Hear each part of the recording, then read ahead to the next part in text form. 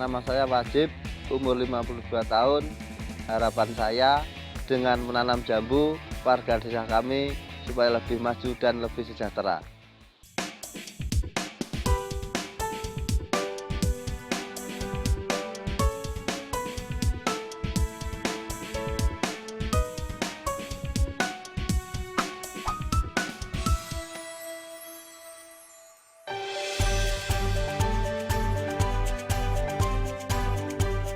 Anda penggemar jambu merah?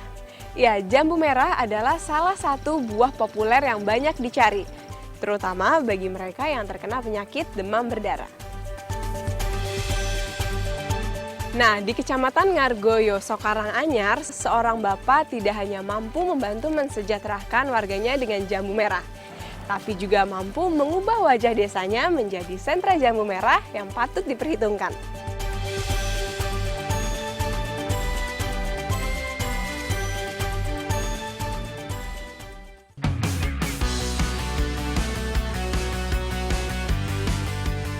Beberapa literatur menyebutkan jambu batu atau jambu biji aslinya berasal dari Brazil dan dibawa ke Asia melalui negeri Gajah Putih, Thailand. Seiring waktu berjalan, tanaman ini menyebar ke seluruh wilayah Indonesia karena sifatnya yang mudah beradaptasi dengan lingkungan baru. Salah satunya adalah Desa Ngargoyoso yang terletak di Kabupaten Karanganyar, Jawa Tengah. Ya, desa ini sukses menjadi sentra buah jambu hingga membuat harum namanya sampai ke mancanegara. Pastinya di balik kesuksesan sebuah usaha ada sosok pekerja keras yang merintisnya. Pak Wajib namanya. Sosok prajut asa ini sangat populer di Desa Ngargoyoso. Pokoknya buat para petani jambu di sini wajib tahu deh. Bukan tanpa sebab. Karena ialah yang pertama kali memperkenalkan budidaya jambu batu merah di sini. Ngargoyoso dahulu hanyalah desa biasa, penghasil padi dan sayur mayur. Namun sayang, taraf hidup para petaninya tak bisa dikatakan menggembirakan. Hingga suatu hari di tahun 2005, Pak Wajib berinisiatif mencari tanaman alternatif untuk meningkatkan hasil tanam.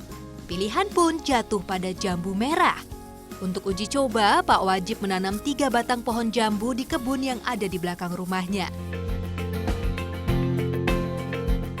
Berhasil dengan 3 pohon, Pak Wajib pun menambah pohonnya menjadi 70 batang, yang ia tumpang sarikan dengan tanaman padi dan palawija miliknya. Ia berharap dengan begini, buah jambu bisa menambah pendapatannya sebagai petani, utamanya saat tak sedang musim panen padi dan palawija. Kalau saya yakin, optimis. Karena apa? Jambu dijual di mana semuanya sekarang membutuhkan. Kan banyak sekali mengandung unsur obat.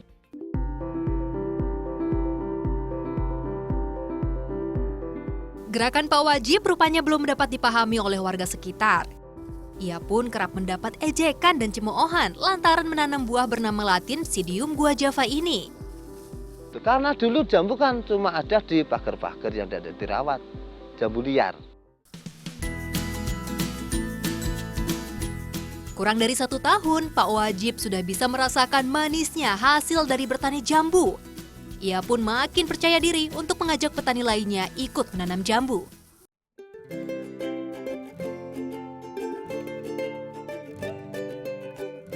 Meski begitu, Pak Wajib tak menyerah. Ia terus merajut asa. Dengan kerja kerasnya, ia mampu membuktikan bahwa menanam jambu dapat memberi hasil yang tak kalah menggiurkan. Terbukti saat ini Pak Wajib sudah memiliki sekitar 700 batang pohon jambu. Wow! Hebatnya, tanaman jambunya ini berbuah sepanjang tahun alias tak mengenal musim. Pak Wajib menerapkan sistem panen estafet. Jadi maksudnya kalau panen itu kalau 1 minggu saya ambil hari Senin, Mete, terus hari Kamis, terus kembali Senin lagi. Tapi sebetulnya setiap hari itu ada.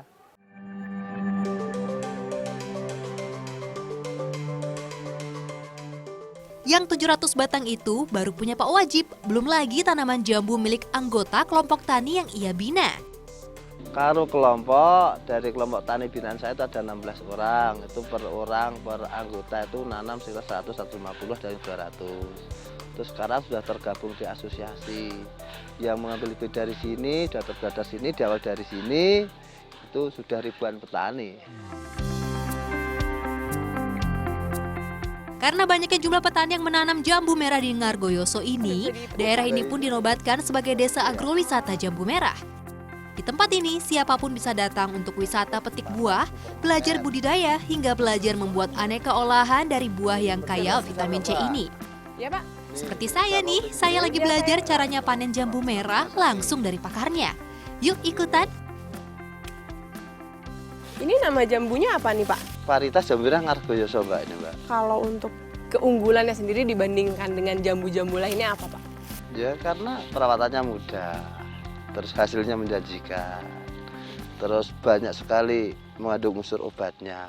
Aku mau pakai ini yang Buah yang dipanen spesifikasinya berbeda-beda.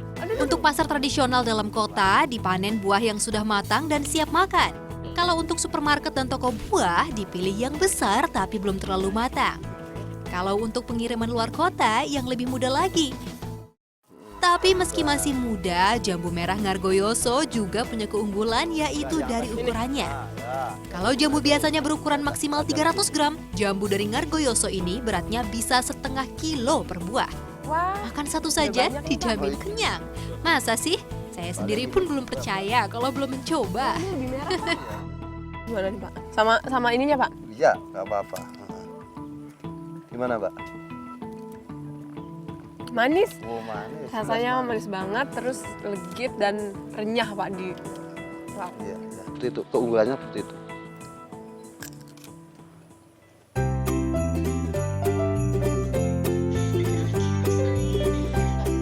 Untuk urusan pemasaran, jambu Ngargoyoso sudah melanglang buana mulai dari kota Kediri, Blitar, Yogyakarta, Semarang, bahkan juga sampai diekspor ke Jerman. Hebat ya!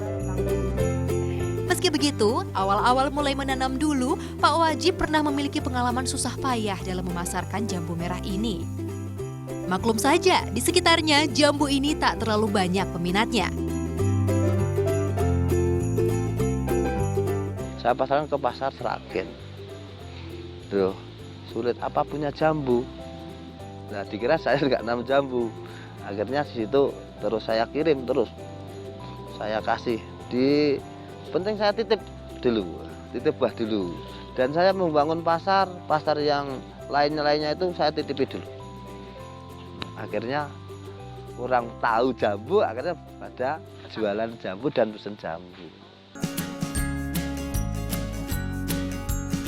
Meski pemasaran sudah luas, namun ketersediaan buah jambu yang melimpah akan sayang kalau tidak diolah menjadi produk yang inovatif. Pak Wajib pun mengajak ibu-ibu kelompok wanita tani untuk membuat olahan. Selain sebagai daya tarik tambahan, yang pastinya juga untuk menambah penghasilan. Inilah salah satu yang menjadi alasan mengapa Pak Wajib tak pernah ragu menanam jambu merah. Jambu sekarang diinovasi, baik itu buahnya jadi jus biasa, jadi es krim, bisa jadi kue, bisa pasta, bisa permen. Salah satu olahan yang dipopulerkan Pak Wajib adalah es krim stick atau popsicle dari buah jambu. Cara membuatnya mudah kok, kita juga bisa membuatnya di rumah. Haluskan buah jambu dengan blender.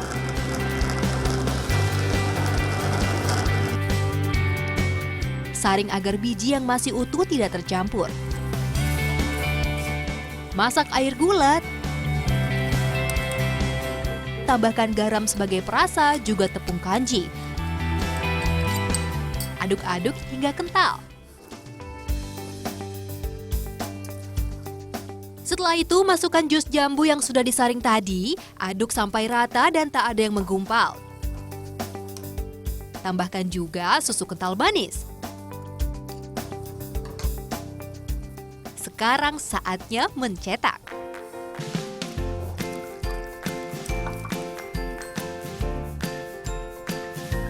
Kalau sudah dicetak, masukkan mesin pembeku. Beri stik saat setengah beku.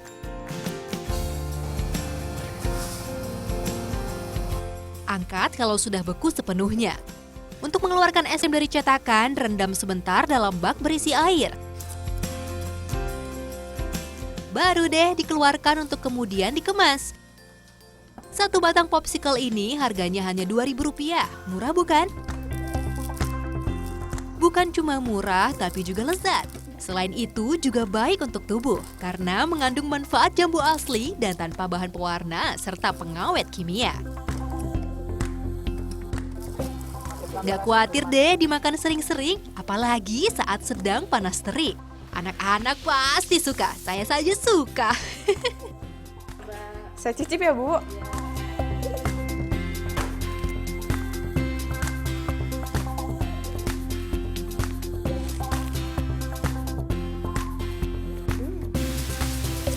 Biasanya anak kecil itu susah banget untuk disuruh makan buah.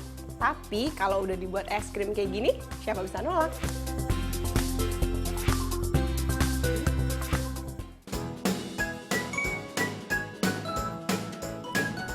Jambu biji merah banyak mengandung zat yang bermanfaat bagi tubuh. Di antaranya adalah minyak atsiri, asam sidiolat, asam ursolat, asam kratogolat, dan masih banyak lagi. Buah unik ini juga mengandung berbagai macam vitamin seperti vitamin C, B3, dan B6 serta serat yang tinggi. Semuanya bermanfaat untuk menangkal radikal bebas dan mencegah kanker, melancarkan sistem pencernaan, menjaga fungsi otak serta syaraf. Dimakan langsung enak, diolah juga sedap. Ayo, pada kepingin kan? Bukan hanya buahnya, ada bagian lain dari jambu yang juga bisa dibuat olahan enak, yaitu daunnya. Iya, daunnya. Nah, sekarang kita mau bikin apa nih, Bu? Ini payek daun jambu. Peye dari Daun jambu bisa Daun jambu ini? buat payek. Nah, cara membuatnya, haluskan bumbu berupa bawang putih, ketumbar, kemiri, daun jeruk, dan garam. Dan ada juga telur. Masukkan semua bahan tadi ke dalam tepung beras, tambahkan air, aduk.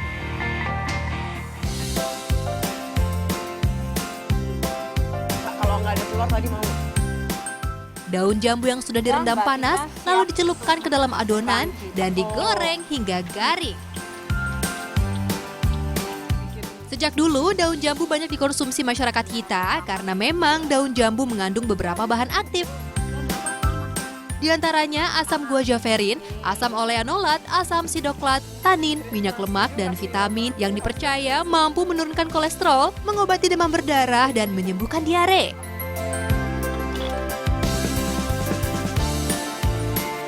Nah, ini yang sudah jadi ya, Mbak. Saya cicip ya, Bu? Penggorengan pagi. Ya, icipi. Gimana? Enak. Gurihnya pas, gak terlalu asin. Dan gak terasa seperti rasa daun ya, Bu ya? Iya. Tadi kan udah direndam pakai air hangat. Nah, itu kan menghilangkan rasa pahit gitu. Oh, tujuan direndam tadi untuk menghilangkan Iya. rasa pahit dari daun jambu. Iya. Tapi kalau sudah jadi peyek lezat begini sih, fungsinya berubah jadi obat anti lapar.